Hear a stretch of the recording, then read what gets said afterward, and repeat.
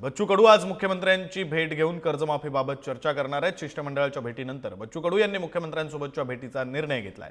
सरकारने कर्जमाफीची तारीख न दिल्यास रेल्वे बंद पाडणार असा इशारा बच्चू कडू यांनी दिला। आंदोलकांनी रस्ता मोकळा केला असून शासनाने दिलेल्या मैदानात आंदोलन सुरू आहे। मुख्यमंत्र्यांसोबतच्या भेटीनंतर पुढील दिशा ठरवली जाणार आहे। या शिष्टमंडळाला 6 नेत्यांचा समावेश असणार आहे, ज्यात बच्चू कडू, महादेव जानकर, राजू शेट्टी, अजित नवले, वामन सटप, राजन क्षीरसागर यांचा समावेश आहे।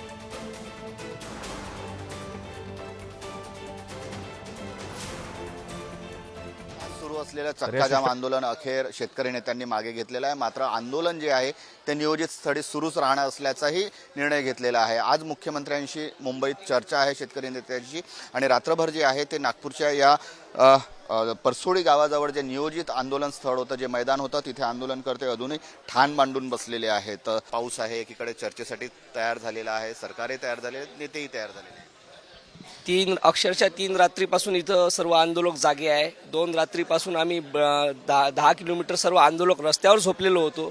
जोपर्यंत या शेतकऱ्यांच्या मागण्या सरकारपर्यंत पोहोचत नाही आणि सरकार आपल्या शब्दाला जागत नाही, तोपर्यंत एकही आंदोलक ही जागा सोडणार नाही। काय सांगाल दादा, कुठून आले? मी नेरीवरून आलो, चिमूर तालुका। काय कशी गेली रात्र? रात्र म्हणजे आता पाऊस सुरू झाला आहे आणि पाऊस सुरू असून सगळे शेतकरी जागे आहे, आमचे नेते मंडळी सुद्धा जागे आहे आणि आम्ही इथून काही हटणार नाही। यांनी दिलेलं आश्वासन हे पूर्ण करावा ही इच्छा आमची आहे। जसे पुरुष मंडळी आहेत तसे महिला देखील मोठ्या संख्येने या आंदोलनात सहभागी झालेल्या होत्या। तुम्ही कधीपासून आलेले आहात आणि कुठून आले? आम्ही अहमदनगर मधून आलेले, मी प्रहारचे प्रदेशाध्यक्ष आहे। आज परसोडी गावामधील 3रा दिवस आहे आंदोलनाचा। रस्त्यावर उतरून आज 3रा दिवस असून हे रात्रभर लोकांना एवढा त्रास भोगावा लागलाय। ह्या पावसात रात्रभर जागे येतं लोक।